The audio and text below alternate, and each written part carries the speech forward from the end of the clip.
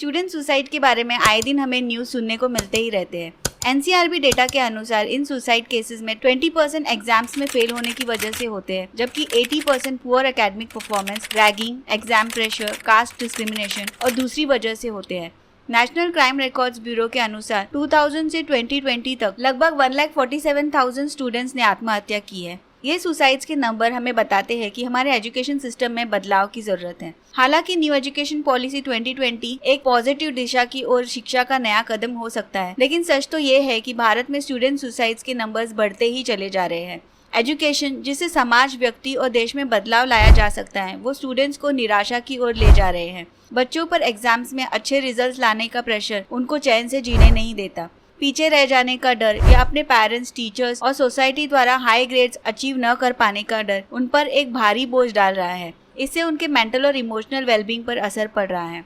भारत के education system ने सदियों से कई उतार चढ़ाव का अनुभव किया है। एक समय था जब इस देश ने शिक्षा का प्रकाश पूरी दुनिया में फैलाया था। भारत हमेशा से ही महाकाव्य और वेदों का देश रहा है, जहाँ लिटरेचर और फिलॉसफी के माध्यम से वसुधैव कुटुंबकम की बात की जाती थी, जहाँ दुनिया का पहला विश्वविद्यालय स्थापित किया गया था और जहाँ 10,000 से ज्यादा स्टूडेंट्स की मेजबानी की गई थी। आज वहाँ लाखों स्टूडेंट्स को क्वालिटी एजुकेशन के लिए विदेश भेजा जा रहा है। इस वीडियो में हम ये देखेंगे उस समय और आज के समय के एजुकेशन सिस्टम में क्या अंतर है और वो क्या चीज है जो हमारे बच्चों को अपनी जान लेने की हद तक तनाव दे रही है। हमसे क्या गलती हो रही है जिसे सुधारने से उनके जीवन की दिशा बदल सकती है। भारत में शिक्षा प्राचीन काल से ही धर्म से प्रभावित रही है। उस समय शिक्षा फॉर्मल और इनफॉर्मल दोनों तरीके से मौजूद थी। ज्यादातर शिक्षा घर, पाठशाला, मंदिरों, चाटुष्पदी और गुरुकुल में दी जाती थी। क्योंकि उस समय शिक्षक आमतौर पर आध्यात्मिक गुरु हुआ करते थे, तो शिक्षा में लिबरल, रिलीजियस और स्पिरिचुअल एस्पेक्ट पर ज्यादा जोर दिया जाता था।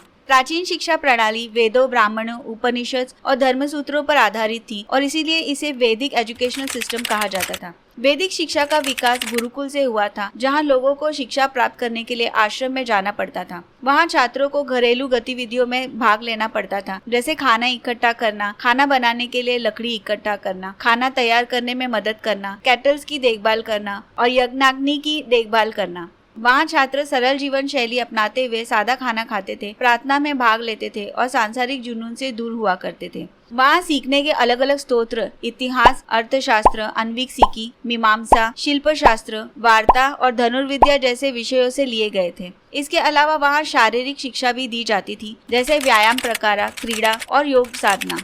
हमारी प्राचीन शिक्षा प्रणाली में व्यक्ति के बाहरी और आंतरिक दोनों का ध्यान रखते हुए उनका ओवरऑल डेवलपमेंट पर ध्यान दिया जाता था।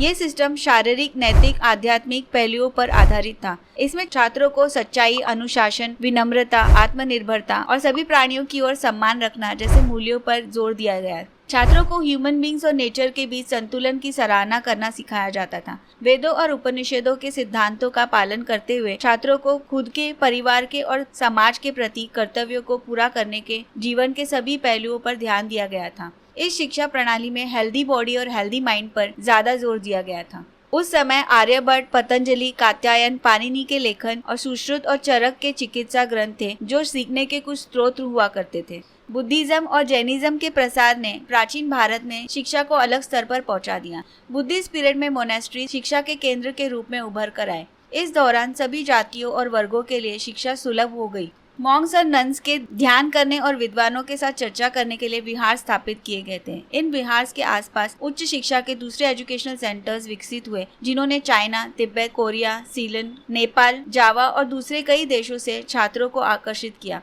वानजेंग और आइकिंग जैसे चाइनीज स्कॉलर्स के विवरण के अनुसार इस अवधि में राजाओं और समाज द्वारा शिक्षा को बढ़ावा दिया गया था। इसी वजह से उस समय कई प्रसिद्ध एजुकेशनल सेंटर्स अस्तित्व में आए, जिनमें से सबसे प्रसिद्ध थे नालंदा, तक्षशिला, वल्लभी, ओडंतपुरी, विक्रमशिला और जगद्दाला।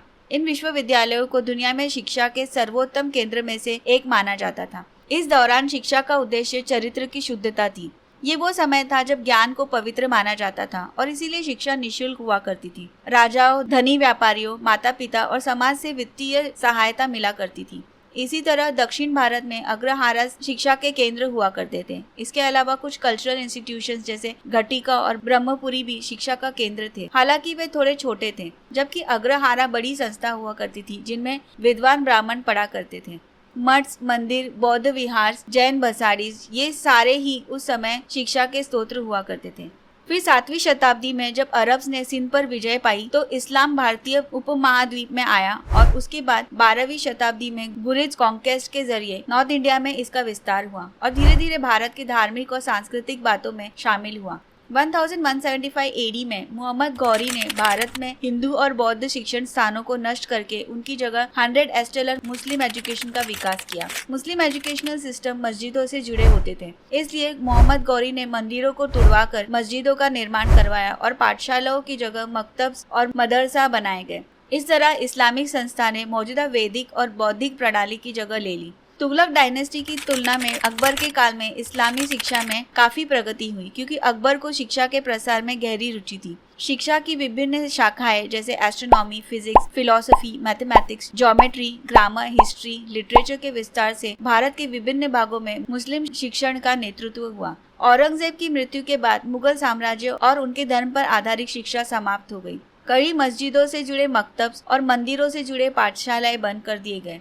मध्यकालीन समाज के अंत से दोहरी सामाजिक प्रतिक्रियाएं उत्पन्न हुई। जो हिंदू और इस्लामी शिक्षा प्रणाली अभी भी अस्तित्व में थी, वो बस अवशेष मात्र ही थी। उसके बाद ब्रिटिश कॉलोनियल गवर्नमेंट ने भारत में वेस्टर्न एजुकेशन की शुरुआत की, जिसमें इंग्लिश पर जोर दिया गया और यूरोपियन सब्जेक्ट्स को बढ़ावा मिला। उनका उद्देश्य इंग्लिश एजुकेटेड इंडियंस का एक ऐसा सेक्शन बनाना था जो ब्रिटिश साम्राज्य में प्रशासनिक भूमिकाओं में सहायता कर सके। लॉर्ड मैकॉले के फेमस मिनट ऑन एजुकेशन में एक ऐसे एजुकेशन सिस्टम पर जोर दिया गया जिसके अनुसार भारतीयों का ऐसा वर्ग तैयार किया जाए जो खून और रंग से तो भारतीय रहे लेकिन स्वाद, राय और नैतिकता और बुद्धि से अंग्रेज हो। उन्होंने कहा, अगर भारतीयों को हमेशा के लिए गुलाम बनाना है तो इनकी सांस्कृतिक शिक्षा प्रणाली को पूरी तरह से नष्ट करके उसकी जगह इंग्लिश एजुकेशन सिस्टम लाना होगा। तभी भारतीय शरीर से तो भारतीय होंगे पर मानसिक रूप से वो अंग्रेज बन जाएंगे। इसलिए उन्होंने गुरुकुल और संस्कृत दोनों को अवैध घोषित करके गुरुकुलों में आग लगा दी। साथ ही वहाँ के शिक्षकों को पीटकर जेल में डाल दिया गया। लॉर्ड मैकॉले के अपने पिता को लिखे हुए फेमस लेटर में उन्होंने लिखा था, इन कॉन्वेंट स्कूल से ऐसे बच्चे निकलेंगे जो देखने में तो भारतीय लगते हैं लेकिन दिमाग से अंग्रेज होंगे और अपने देश के बारे में कुछ नहीं जानते होंगे। उन्हें अपनी संस्कृति के बारे में कुछ नहीं पता होगा, उन्हें अपनी परंपराओं के बारे में कुछ नहीं पता होगा, उन्हें अपने मुहावरे नहीं पता होंगे। जब ऐसे बच्चे इस देश में होंगे तो अंग्रेज भले ही चले जाए, अंग्रेजी इस देश से नहीं जाएगी। और जो उन्होंने कहा वैसा ही तो हो रहा है। हमें अपनी ही भाषा और संस्कृति को बोलने और पहचानने में शर्म महसूस होती है। 1850 तक भारत में 7,32,000 गुरुकुल और 7,50,000 गांव थे और ये सभी गुरुकुल उच्च शिक्षण स्थान हुआ करते थे। इनको समाप्त करके इंग्लिश एजुकेशन को वॉइड कर दिया गया और कलकत्ता में फर्स्ट कॉन्वेंट स्कूल खोला गया। उसी तरह कलकत्ता यूनिवर्सिटी, मद्रास यूनिवर्सिटी और बॉम्बे यूनिवर्सिटी बनाए गए और ये आज भी मौजूद है। लॉर्ड मैकॉले की रणनीति रंग लाई और आज ही हम अपनी ही मातृभाषा से कटकर वेस्टर्न कल्चर को अपना रहे हैं। Emphasis on road learning. हमारा एजुकेशन ज्यादातर थियोरेटिकल है जो टेक्स्ट बुक्स, लेक्चर्स और रिटन एग्जाम्स पर निर्भर करता है। हमारा फोकस थियोरेटिकल लर्निंग पर ज्यादा और प्रैक्टिकल एप्लीकेशन पर कम है। इसमें क्रिएटिविटी के लिए कोई जगह ही नहीं है, बल्कि स्टूडेंट्स एक स्पेसिफिक सिलेबस से बंधे होते हैं। स्टूडेंट्स लंबे लेक्चर आवर्स का सामना करते हैं और उन्हें कॉन्सेप्ट्स को सही मायने में समझे बिना बस इन्फॉर्मेशन को याद करना सिखाया जाता है। इससे उनकी क्रिटिकल थिंकिंग पर असर पड़ता है और साथ ही रियल वर्ल्ड प्रॉब्लम्स को सॉल्व करने में वे असमर्थ रहते हैं। स्टूडेंट्स को सब्जेक्ट्स को रिपीट करने और मगिंग करने के बजाय उनके डीपर अंडरस्टैंडिंग पर फोकस किया जाना चाहिए। Exam centric approach. Indian education system बहुत ज़्यादा एग्जाम ओरिएंटेड है, जिसकी वजह से स्टूडेंट्स पर अच्छा प्रदर्शन करने के लिए हमेशा दबाव बना रहता है। इससे उन्हें तनाव, चिंता और ओवरऑल डेवलपमेंट की बजाय ग्रेड्स पर ज़्यादा ध्यान होता है। हम बच्चों को उनके ग्रेड से मापते हैं और स्कूल्स और कॉलेजेस में असेसमेंट्स के दूसरे तरीके जैसे प्रेजेंटेशन, प्रोजेक्ट्स और प्रैक्टिकल वर्क पर कम फोकस किया जाता है। Teaching methodology.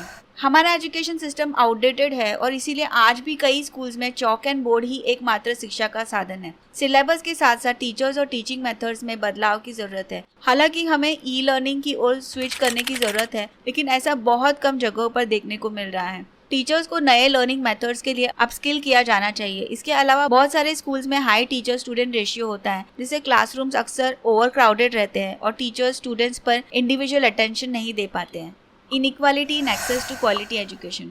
आज के एजुकेशन सिस्टम की एक और बात है कि क्वालिटी एजुकेशन में कई जगह इनइक्वालिटी नजर आती है। खासकर शहरी और ग्रामीण क्षेत्रों में एजुकेशन क्वालिटी में काफी अंतर है। आज भी ग्रामीण क्षेत्रों में शहरी स्कूल की तुलना में संसाधनों और प्रशिक्षित शिक्षकों की कमी है।